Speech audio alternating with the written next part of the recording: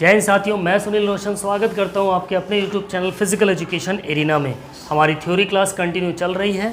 आज का हमारा टॉपिक होने वाला है डाइजेस्टिव सिस्टम, जो कि आपकी जितने भी कॉम्पिटिटिव एग्जाम होते हैं फिजिकल एजुकेशन में, उसके लिए एक बहुत इंपॉर्टेंट टॉपिक है। यहाँ से 1 से 2 क्वेश्चन या 2 से 3 क्वेश्चन आपको अक्सर देखने को मिलते हैं। ठीक है, तो डाइजेस्टिव सिस्टम की बात करेंगे। ये आपके लिए बहुत ही ज़्यादा इंपॉर्टेंट टॉपिक हो जाता है, तो इसको बहुत ध्यान से समझेंगे। कई क्वेश्चंस यहाँ से आपको बनते हुए दिखाई देंगे। ठीक है, सबसे पहले बात करेंगे, क्या कह रहा है? ये कह रहा है भोजन के जटिल अणुओं कॉम्प्लेक्स मॉलिक्यूल्स को सरल अणुओं यानी सिंपल मॉलिक्यूल्स में परिवर्तित करने की जो प्रक्रिया होती है, प्रोसेस होती है, वही क्या कहलाती है? पाचन कहलाती है, डाइजेशन कहलाती है। ठीक है, डाइजेशन क्या प्रोसेस होती है? डाइजेशन वह एक प्रोसेस है जो कॉम्प्लेक्स मॉलिक्यूल्स को सिंपल मॉलिक्यूल्स में कन्वर्ट करती है। यही प्रोसेस आपकी डाइजेशन कहलाती है। ठीक है, तथा इस प्रक्रिया को संपन्न करने वाले अंगों का समूह पाचन तंत्र कहलाता है। जो डाइजेशन की प्रक्रिया होती है, पाचन की जो प्रक्रिया होती है, उसमें जितने भी अंग इंक्लूड होते हैं, सम्मिलित होते हैं, हेल्प करते हैं उस डाइजेशन की प्रक्रिया में, वही पूरी प्रोसेस क्या कहलाती है? डाइजेस्टिव सिस्टम यानी कि पाचन तंत्र कहलाती है। तो डाइजेशन क्या प्रोसेस है? डाइजेशन एक ऐसी प्रोसेस जिसमें कॉम्प्लेक्स मॉलिक्यूल्स के यानी भोजन के जो जटिल पदार्थ हैं वो सिंपल अणुओं में टूट जाते हैं, कन्वर्ट हो जाते हैं। ठीक है, जिसके द्वारा हमारी सेल्स को क्या मिलती है? एनर्जी प्रोवाइड कराई जाती है, ऊर्जा प्रोवाइड कराई जाती है, डाइजेशन कहलाती है। और इस डाइजेशन की प्रोसेस में जितने भी अंग हमारे इंक्लूड होते हैं, वही प्रोसेस आपका पाचन तंत्र कहलाता है या डाइजेस्टिव सिस्टम कहलाता है। ठीक है, आगे बात करते हैं। मनुष्य के शरीर में विभिन्न कार्यों के लिए निम्नलिखित पोषक पदार्थों की आवश्यकता होती है। हमें अलग अलग काम करने के लिए हमें अलग अलग प्रकार के न्यूट्रिएंट्स, पोषक पदार्थों की ज़रूरत पड़ेगी, जैसे carbohydrate, fat, protein, vitamin, mineral, water. ये सब हमें खाने पीने की चीज़ों से प्राप्त होती है। कार्बोहाइड्रेट, प्रोटीन और वसा। कार्बोहाइड्रेट की बात करें तो ग्लूकोज से प्रोवाइड हो जाता है। प्रोटीन की बात करें तो ये एमिनो एसिड्स में होते हैं। वसा की बात करें तो फैटी एसिड्स में होते हैं। ठीक है, अभी और अच्छे से समझेंगे इनको। भोजन के पाचन की संपूर्ण प्रक्रिया हमारी 5 चरणों में होती है। मोस्ट इंपॉर्टेंट पॉइंट है, ध्यान रखिएगा, यहाँ से सवाल बनता है आपका। जो डाइजेशन की जो होल प्रोसेस होती है, संपूर्ण प्रक्रिया होती है, उसके कितने स्टेप्स होते हैं? 5 स्टेप्स होते हैं। पहला होता है इंजेशन, डाइजेशन, एब्जॉर्प्शन, एसिमिलेशन और डिफेकेशन। ठीक है, अंतर्ग्रहण, पाचन, अवशोषण और स्वांगीकरण और मल परित्याग। तो इंजेशन को हम बोलते हैं अंतर्ग्रहण। इंजेशन को हम क्या बोलते हैं? अंतर्ग्रहण, यानी भोजन को मुख में लेना, अपने खाने को मुंह के अंदर डालना। ये प्रोसेस क्या कहलाती है? इंजेशन कहलाती है, अंतर्ग्रहण कहलाती है। भोजन को छोटे छोटे कणों में तोड़कर पाचन करना, ये प्रक्रिया क्या कहलाती है? पाचन कहलाती है, डाइजेशन कहलाती है। जो भी भोजन के छोटे छोटे जो भोजन का टुकड़ा होगा उसको छोटे छोटे कणों में क्या कर देगा? तोड़कर उसको डाइजेस्ट करने का जो काम होता है वो क्या कहलाता है? डाइजेशन कहलाता है। अवशोषण की बात करें, एब्जॉर्प्शन की बात करें तो जो भोजन, अब देखो पहले क्या हुआ, भोजन कहाँ गया? हमारे मुंह में। उसके बाद मुंह में हमने क्या किया? उसको चबाया, उसके टुकड़े किए, छोटे छोटे टुकड़े होने के बाद उसका पाचन क्रिया, तो वो हमारा डाइजेशन में हो गया। डाइजेशन करने के बाद जो भोजन पच गया, डाइजेस्ट हुआ, वो भोजन रक्त में पहुंचना, किसके रूप में? एनर्जी के रूप में, ऊर्जा के रूप में, कैलोरी के रूप में। ऊर्जा हमेशा किस में दिखाई जाती है? कैलोरी में दिखाई जाती है। ठीक है, ध्यान रखिएगा, ऊर्जा के रूप में। फिर उसी को हम अब्जॉर्प्शन कहते हैं, यानी पहले हमने भोजन को खाया, खाने के बाद हमने उसको क्या खाया तो क्या हो गया? इंजेशन हो गया।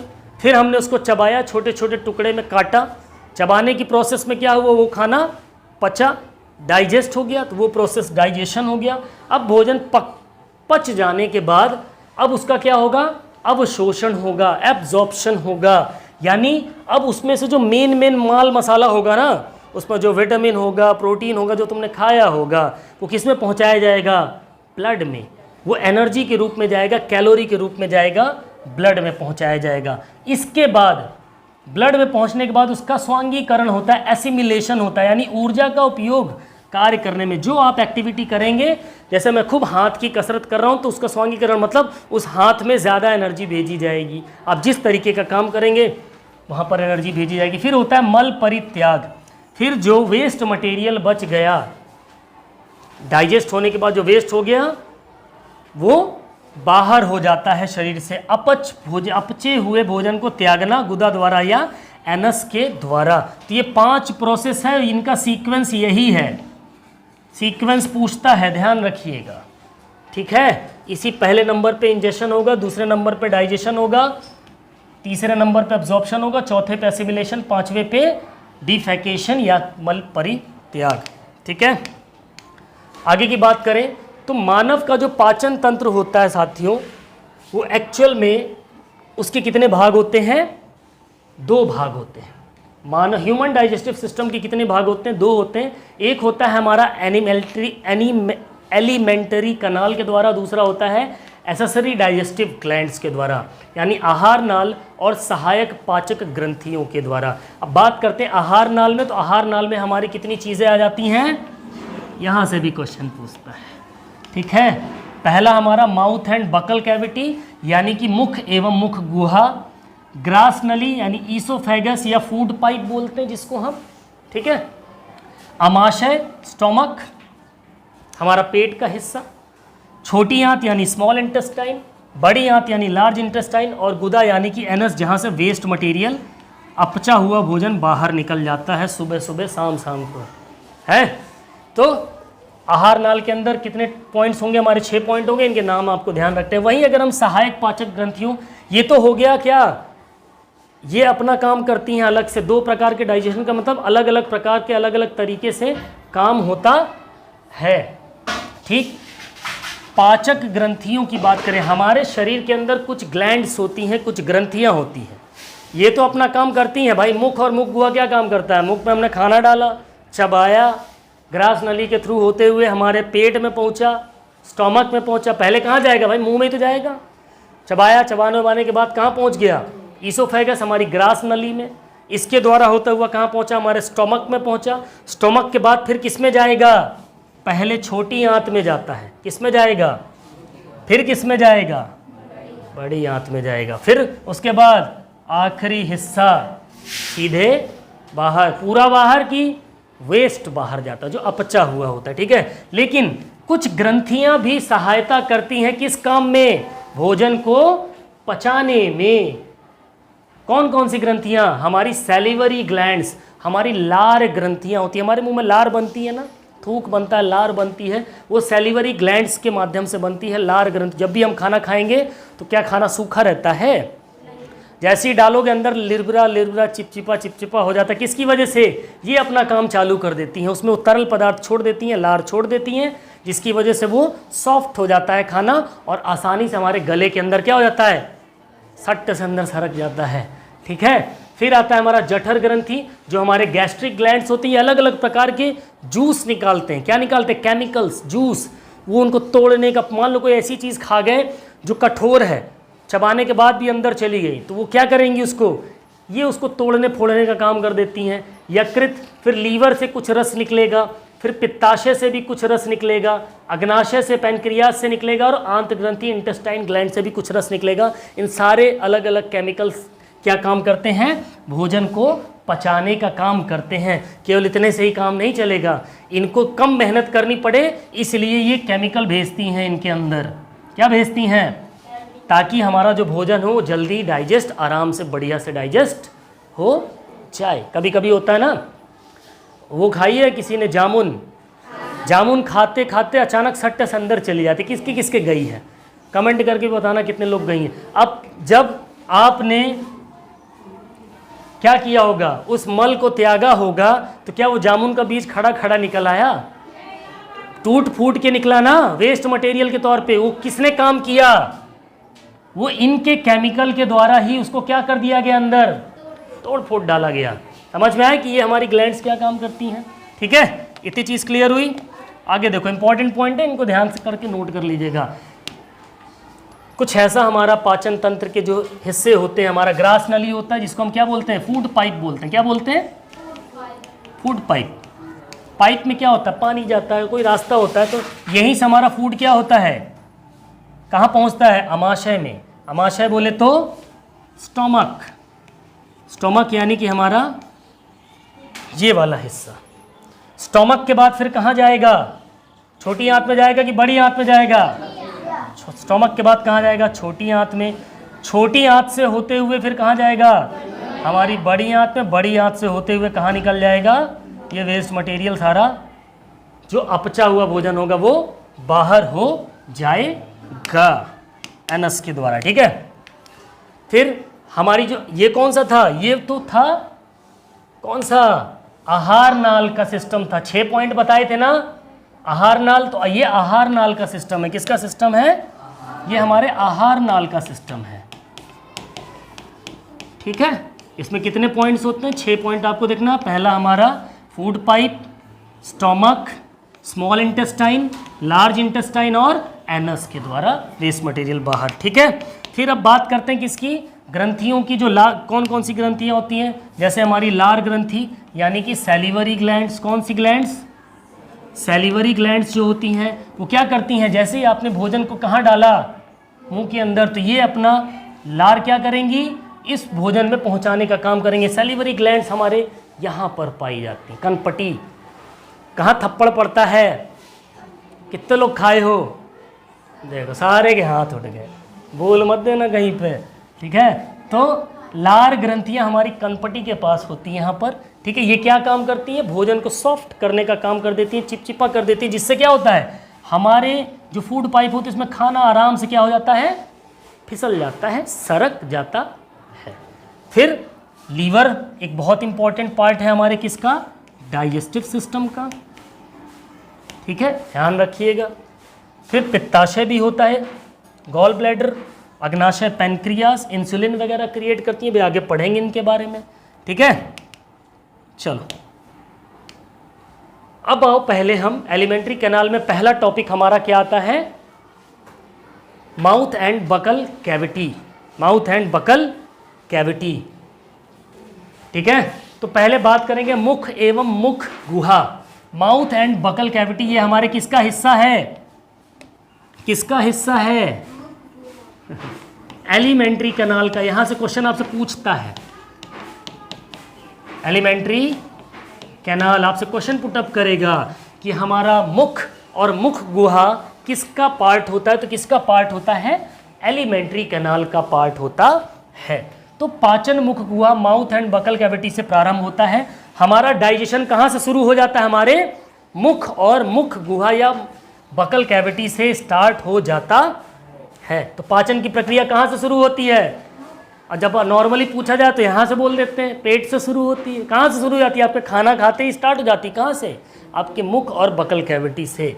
ठीक है, अब मुख और बकल कैविटी के अंदर ये 3 पॉइंट ध्यान रखिएगा, ये तीनों का रोल होता है। हमारे दांतों का काम किसके लिए होता है, चबाने के, यानी उसको टुकड़े करने के काम में आता है कि नहीं आता है, छोटे छोटे टुकड़े कर देते हैं। जीभ का काम क्या होता है, स्वाद।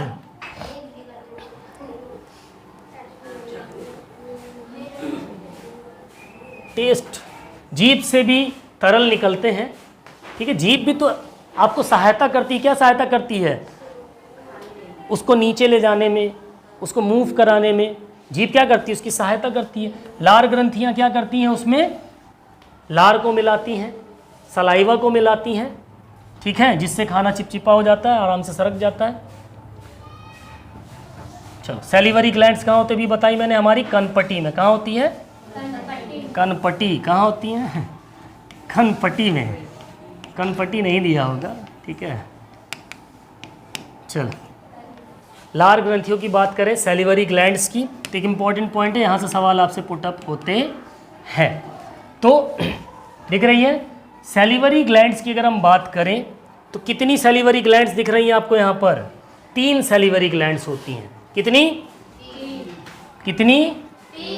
3 के साथ जोड़ी लगा देना, हमेशा ध्यान में रखना। मनुष्य के मुंह के अंदर कितनी जोड़ी लार ग्रंथियां पाई जाती हैं? 3 जोड़ी, 3 पेयर्स में होती हैं, ध्यान रखिएगा। कितने पेयर्स में? 3 पेयर्स में होती हैं। पहली होती है आपकी पैरोटिड ग्लैंड, दिख रही? पैरोटिड ग्लैंड कहाँ पर है? वही कनपटी के हिस्से के पास। फिर आप हल्का सा साइड में यहाँ पर देखेंगे मुंह के पास इस साइड में, तो यहाँ पर हमारी कौन सी होती? सबलिंगुअल ग्लैंड होती। कौन सी? सबलिंगुअल ग्लैंड होती है, सबलिंगुअल ग्लैंड। फिर सब मैंडिबुलर ग्लैंड होती। मैंडिबल हड्डी होती है हमारी जबड़े की, जो हड्डी होती है उसको हम क्या बोलते हैं? मैंडिबल। क्या बोलते हैं? मैंडिबल बोलते हैं। और यहाँ पर जो मसल होती है आपके जबड़े में, जो हड्डी होगी वो क्या कहलाएगी? मैंडिबल। जो मसल होगी वो क्या कहलाएगी? ये क्या है? मैंडिबल क्या है? एक बोन है। और मसल कहलाएगी मैसेटर। मैसेटर क्या होती है इसकी? मांसपेशी होती। किसकी? जबड़े की।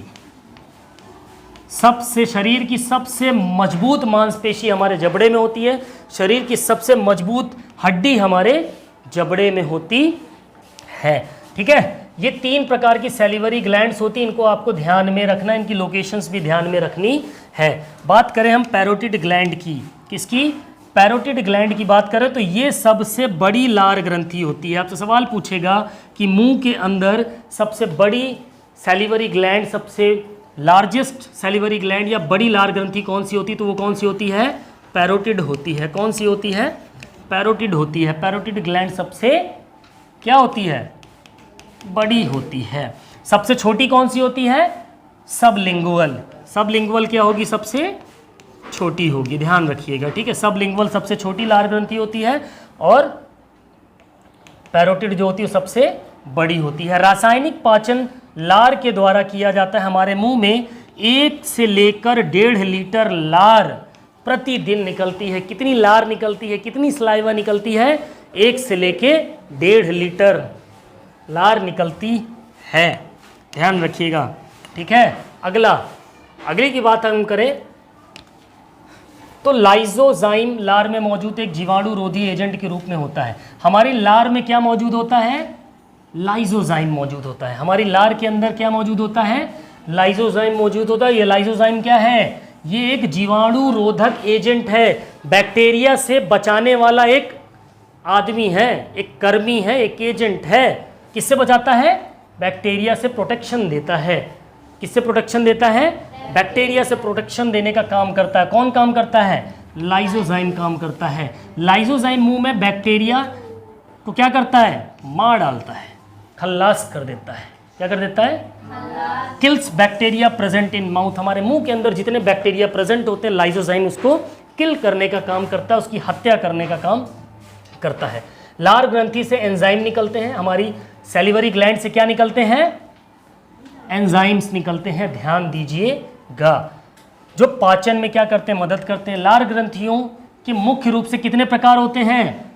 2 प्रकार के एंजाइम निकलते हैं। हमारी सैलिवरी ग्लैंड से कितने प्रकार के एंजाइम निकलते हैं?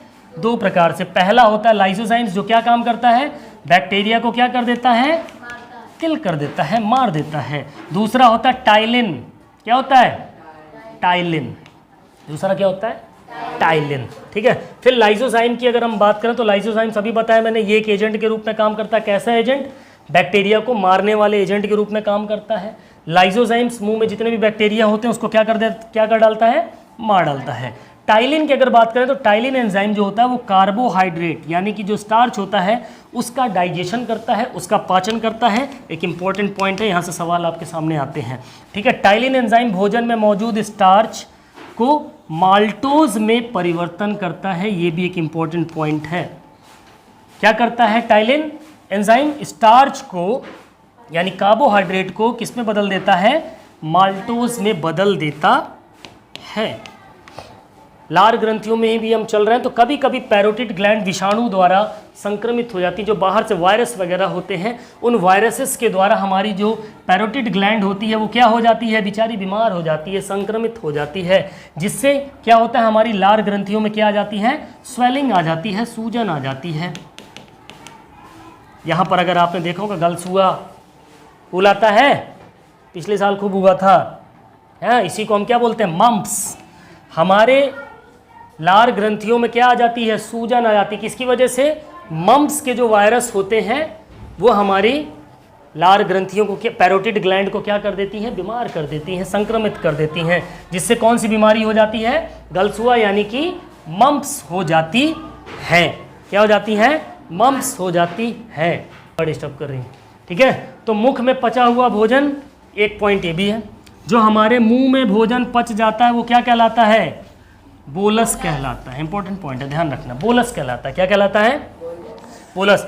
तो पैरोटिड ग्लैंड में सूजन किसकी वजह से आती है, वायरस की वजह से। किसके वायरस की वजह से, मम्प्स बीमारी में जो वायरस होता है उसकी वजह से, इस वायरस की वजह से संक्रमित हो जाती कौन सी ग्लैंड, पैरोटिड ग्लैंड हमारी संक्रमित हो जाती है, इन्फेक्टेड हो जाती है, जिसकी वजह से हमें कौन सी बीमारी हो जाती है, मम्प्स हो जाती है। हमारा एक साइड का गाल सूज जाता है, ठीक है। चल, ग्रास नली, ओसोफेगस, ये होती ग्रास नली यानी कि फूड पाइप। क्या बोलते हैं, फूड पाइप, ठीक है। ग्रास नली की बात करें तो पूर्णतः मांसपेशी की बनी संरचना होती है। किसकी बनी होती है, मसल्स की होती है। इसमें किसी भी प्रकार की कोई हड्डी नहीं होती, कोई भी कार्टिलेज नहीं होता। इसकी लंबाई कितनी होती है, 25 सेंटीमीटर। कितनी लंबी होती है, 25 सेंटीमीटर, ठीक है। सकरी नली होती, देखो ये पतली सकरी नली है, ठीक। और कहाँ खुल जाती, यही सकरी नली कहाँ फैल जा रही है, हमारे आमाशय में क्या हो जा रही है, फैल जा रही है। आमाशय यानी स्टमक में, ठीक। फिर यह केवल भोजन को आमाशय तक पहुंचाने के लिए रास्ता प्रदान करती है। कौन, हमारी जो फूड पाइप है, हमारी जो ग्रास नली, इसका क्या काम है, पाचन प्रक्रिया के अंदर केवल हमारा जो खाना हमने अंदर लिया उसको कहाँ पहुंचाने का काम करती है, आमाशय तक, हमारे स्टमक तक पहुंचाने का एक रास्ता है बस, ठीक है।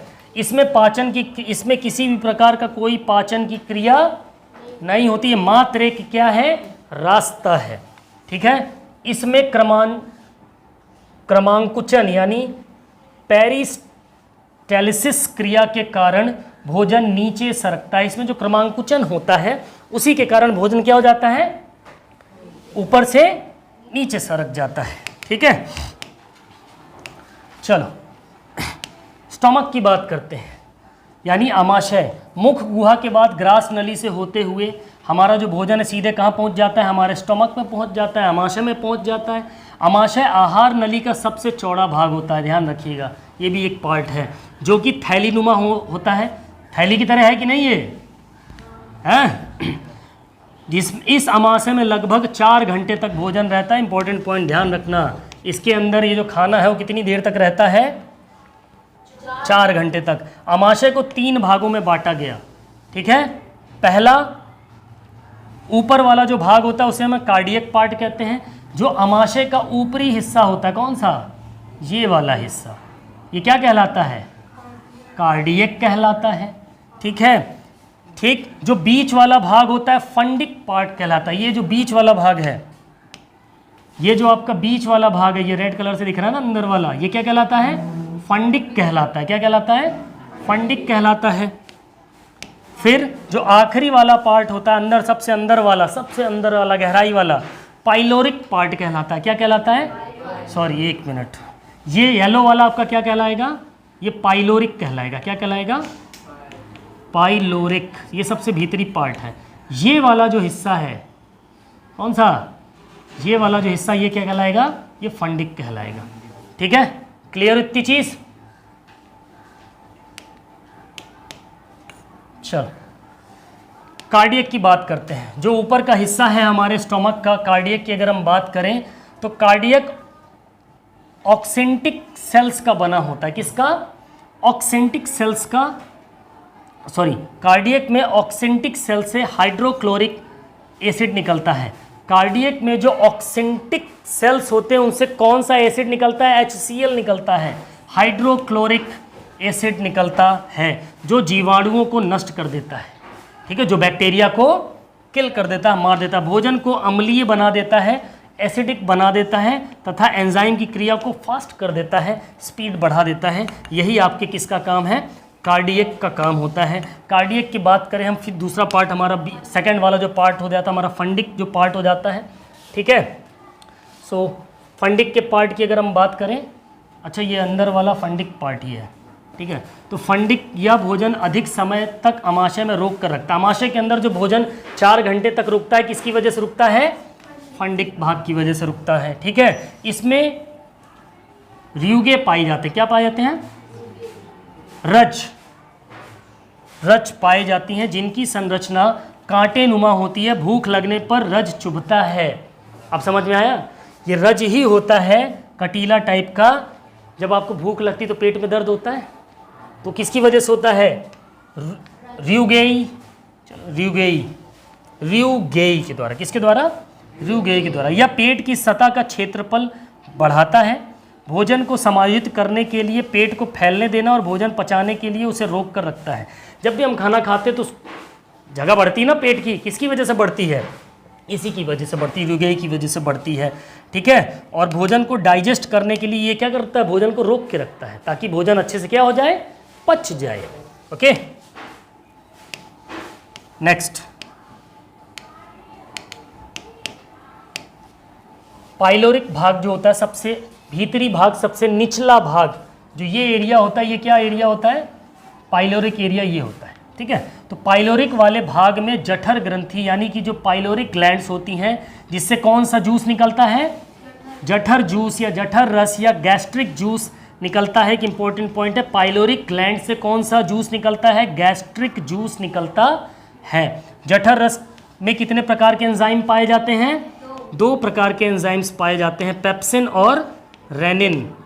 पेप्सिन और रेनिन, ठीक है। पेप्सिन और रेनिन की हम बात करें तो पेप्सिन क्या होता है? पेप्सिन एक सामान्यतः प्रोटीन का पाचन करता है। ध्यान रखना, पेप्सिन किसका पाचन करता है? किसका डाइजेशन करता है? प्रोटीन्स का डाइजेशन करता है। या भोजन में मौजूद, भोजन खाने के अंदर जो भी प्रोटीन होगा उसको किस में बदल देता है? पेप्टोन्स में बदल देता है। किस में बदल देता है? पेप्टोन्स में बदल देता है। तो यानी जो पेप्सिन एंजाइम होगा वो किसका डाइजेशन करेगा? प्रोटीन को। प्रोटीन का डाइजेशन करके किस में बदल डालेगा?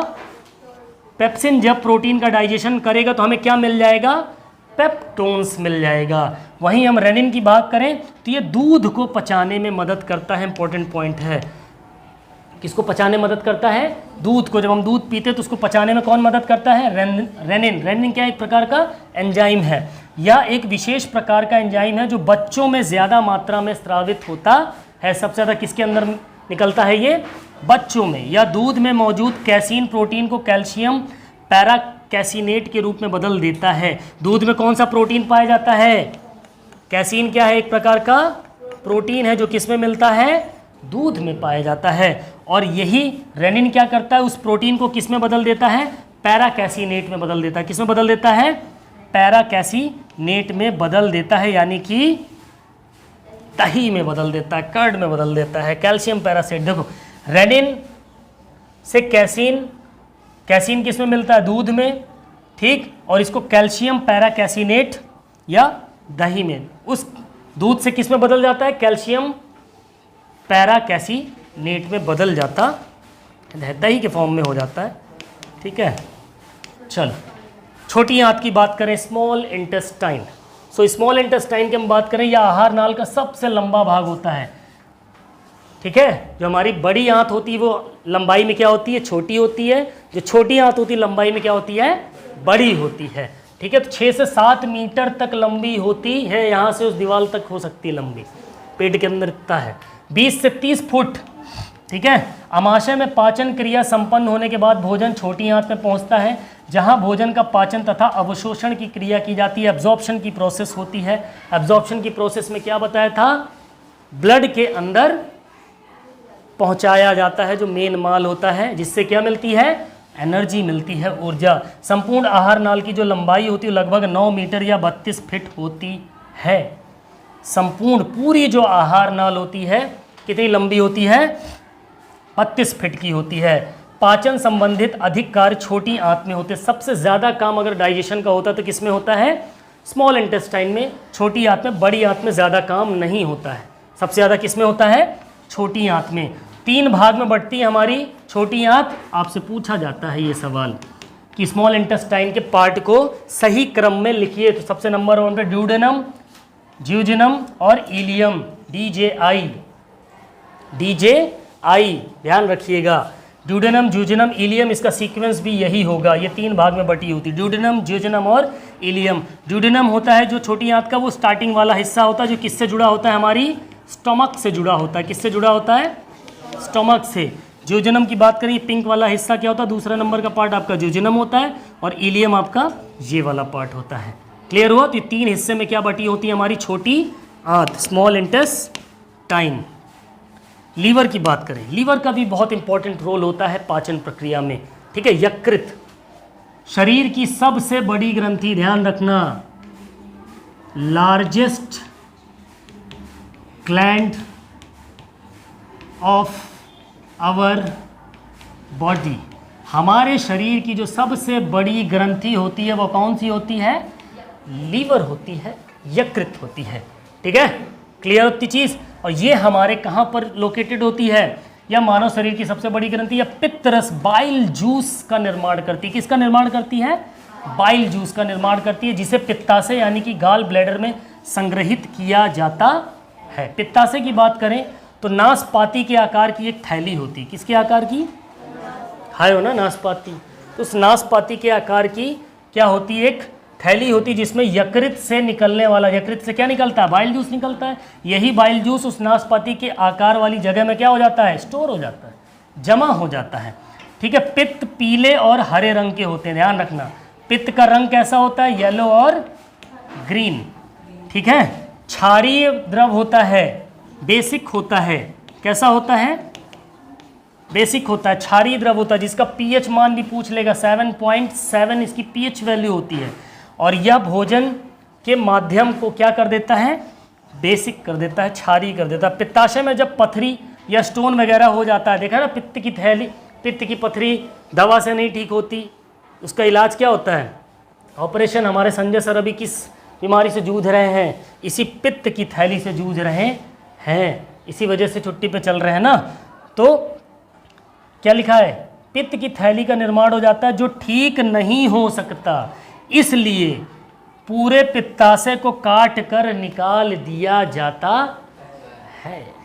इसीलिए जब पित्त की पथरी का ऑपरेशन हो जाता है तो थोड़ा सा पाचन प्रक्रिया क्या हो जाती है, खराब हो जाती। क्यों, क्योंकि लीवर से जो बाइल जूस निकलता है वो कहाँ स्टोर होता है, पित्ताशय में। अब जब बाइल जूस निकालेगा तो डायरेक्ट पहुँचेगा, तो कहीं ना कहीं तो इफेक्ट करेगा ना। तो इस चीज़ का ध्यान रखना है। ठीक, चलो नेक्स्ट, छोटी आंत, स्मॉल इंटेस्टाइन पे चल रहे थे हम। तो पित्त में 2 प्रकार के पदार्थ होते हैं, जो बाइल होता है, पित्त होता है। बाइल कितने कलर के होते हैं, अभी बताएं कितने कलर के होते हैं, येलो और ग्रीन। अब ये जो बाइल होता है, जो पित्त होता है, इसमें 2 प्रकार के पदार्थ होते हैं, एक होता है बाइल सॉल्ट और एक होता है बाइल पिगमेंट। बाइल लवण और बाइल वर्णक। पिगमेंट तो मेन आपका कलर डिसाइड करता है, क्या करता है, कलर डिसाइड करता है। तो जो ग्रीन और येलो कलर डिसाइड होता है वो किसकी वजह से, पित्त वर्णक की वजह से या बाइल पिगमेंट की वजह से। कैसा, बिलीवेरिडिन, क्या, बिलीवेरिडिन कौन सा कलर डिसाइड करता है, हरा कलर। बिलीवर्डिन जो बाइल पिगमेंट होता है वो कौन सा कलर डिसाइड करता है, हरा कलर। और बिलीरुबिन कौन सा कलर डिसाइड करता है, येलो कलर। बहुत इंपॉर्टेंट क्वेश्चन है, एग्जाम में आ जाएगा तो कंफ्यूज हो जाएंगे, ध्यान रखिएगा। ठीक है, चलो, बिलीरुबिन का निर्माण शरीर के ऊतकों और खून में होता है। एक इंपॉर्टेंट पॉइंट है, जो बिलीरुबिन होता है जो कि पित्त को कौन से कलर में बदल देता है, पीले कलर में, येलो कलर में। उसका निर्माण कहाँ होता है, हमारे टिश्यूज़ में और हमारे ब्लड में। ठीक है, टिश्यूज़ और ब्लड में बिलीरुबिन का निर्माण होता है। आमतौर पर जब किसी कारणों से लाल रक्त कोशिकाएं टूट जाती हैं किसी रीज़न से, तो पीले रंग के बिलीरुबिन का निर्माण होता है। बिलीरुबिन लीवर से फिल्टर होकर शरीर से बाहर निकलता है, लेकिन जब किसी कारणों से या खून से लीवर में नहीं जाता है तो लीवर द्वारा फिल्टर नहीं हो पाता, तो शरीर में इसकी मात्रा क्या हो जाती है, बढ़ जाती है, जिससे कौन सा रोग हो जाता है, पीलिया हो जाता। अब समझ में आया, पीलिया रोग हो जाता है। तो पीलिया रोग किसकी वजह से होता है, बिलीरुबिन। क्यों हो जाता है, क्योंकि आमतौर पे हमारी कोशिकाएं जो सेल्स होती हैं, ब्लड सेल्स, कौन सी सेल्स और कौन सी ब्लड सेल्स, आरबीसीज। जब हमारी आरबीसीज क्या हो जाती है, टूट जाती हैं किसी कारण से, तो क्या हो जाता है, आरबीसी की टूटने पे बिलीरुबिन का निर्माण क्या हो जाता है, नहीं हो पाता, जिसके कारण जो लीवर हमारा होता है वो बिलीरुबिन को क्या करता है, फिल्टर करने का काम करता है, लेकिन वो फिल्टर नहीं हो पाता। जब फिल्टर नहीं हो पाएगा तो उसका पीला कलर क्या होता है, पूरे शरीर में नाखून पीले हो जाएंगे, आंख पीली हो जाएगी, वॉशरूम पीला हो जाएगा, शरीर की स्किन भी पीली दिखाई देने लग जाती है। यहाँ तक कि पानी में कुछ देर हाथ पैर डाल दो तो पानी भी हल्का फुल्का क्या होने लग जाता है, पीला हो जाने लगता है। ठीक है, वही क्या झाड़ फूक करे वाले बहुत से आवत है ना, पीलिया झाड़े वाले चूतिया बनाते हैं, कुछ नहीं होता। क्या होता है, ये बिलीरुबिन हमारे शरीर से निकल रहा है ना, तो यही जाके पानी में मिल जाता, तो पीला पीला क्या बोल देते हैं, ये देखो क्या कर दिया हमने, निकल गए पीलिया, जबकि पीलिया नहीं निकला। क्योंकि दिक्कत क्या हुई, हमारी सेल्स टूटी। कौन सी सेल्स टूटी, आरबीसी। जब तक उन सेल को ठीक नहीं होगा दवाई से, तब तक वो निकलता रहेगा, आपका पीलिया नहीं सही होगा। आई बात समझ में, तो झाड़ फूक पे नहीं जानना है। ठीक है, चलो नेक्स्ट पॉइंट, अग्नाशय, पैनक्रियास। तो इससे अग्नाशय रस निकलता है, पैनक्रियाटिक जूस निकलता है। पैनक्रियास अग्नाशय से कौन सा जूस निकलता है, पैनक्रियाटिक जूस निकलता है। या एक क्षारीय द्रव होता है जिसका पीएच मान कितना होता है, 7.8 से लेकर 8.3, ध्यान रखिएगा। ठीक है, तो पैनक्रियाटिक जूस कहाँ से निकलता है, हमारे लीवर से निकलता है। ऐसा दिखता है हमारा लीवर, थोड़ा और डार्क ब्राउन में होता है। ठीक है, उसी लीवर के नीचे यहाँ पर ये हमारी पैनक्रियाज होती है।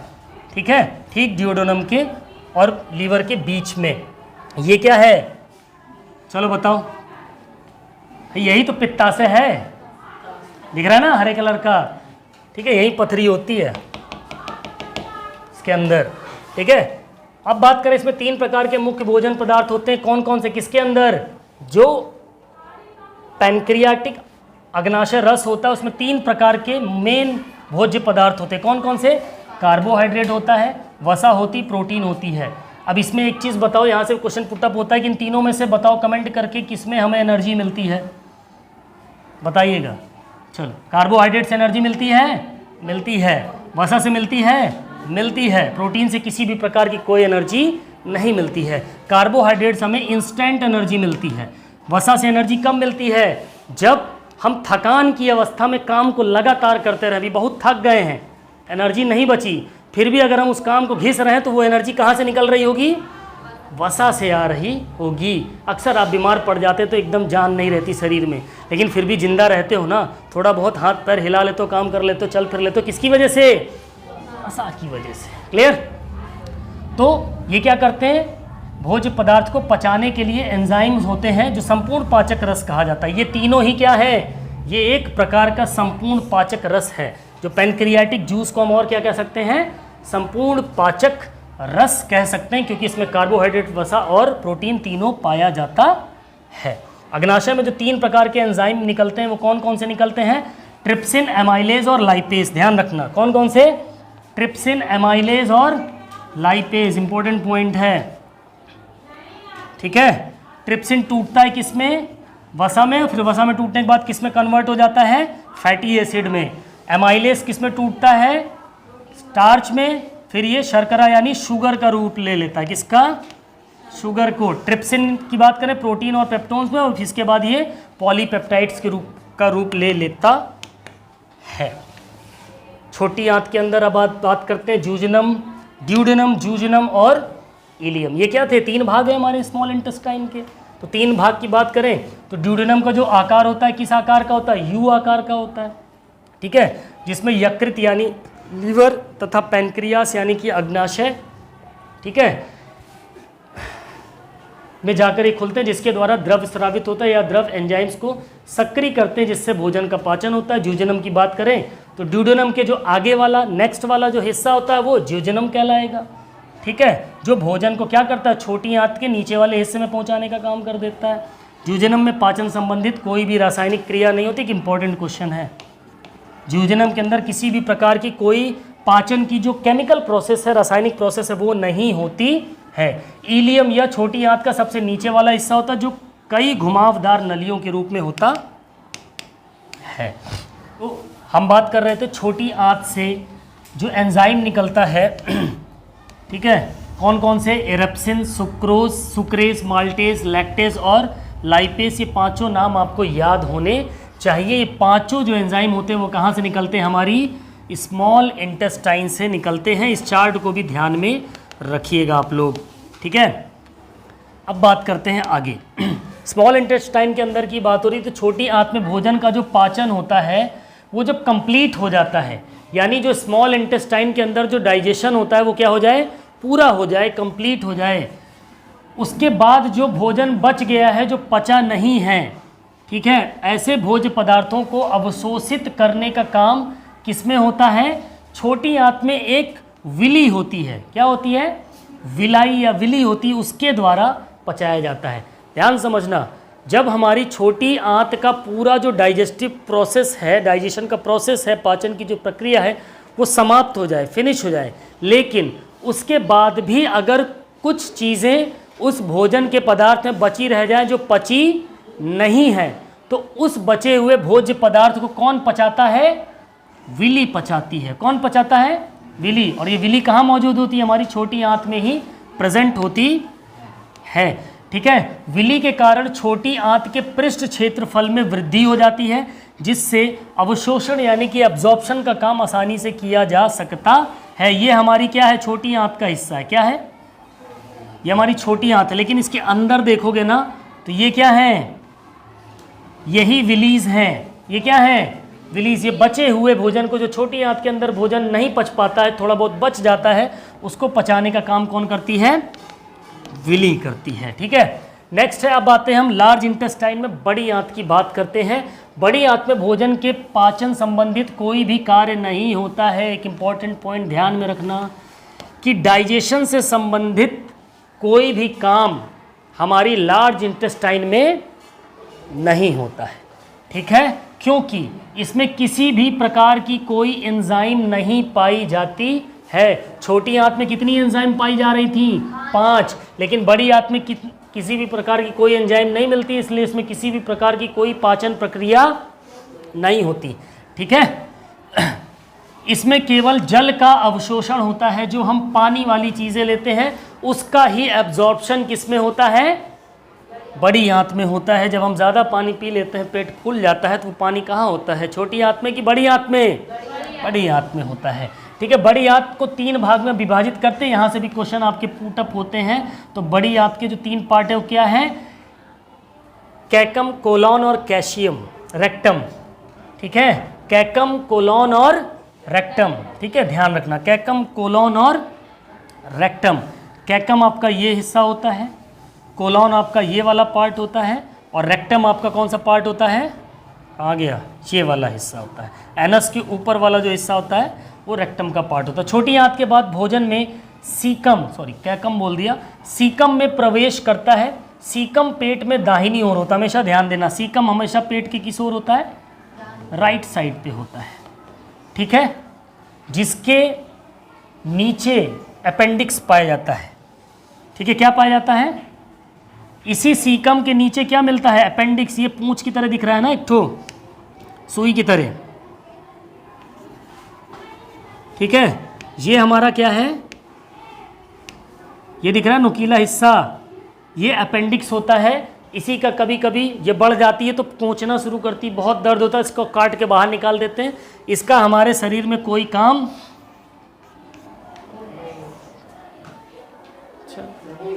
कोई बात नहीं, लाइट जाने की वजह से इस क्लास को हम नेक्स्ट क्लास में कंटिन्यू करेंगे, ओके। तो चलिए, आई होप आज की वीडियो आपको पसंद आई होगी। थोड़ा अंधेरा होगा, अंधेरे से काम चलाइएगा।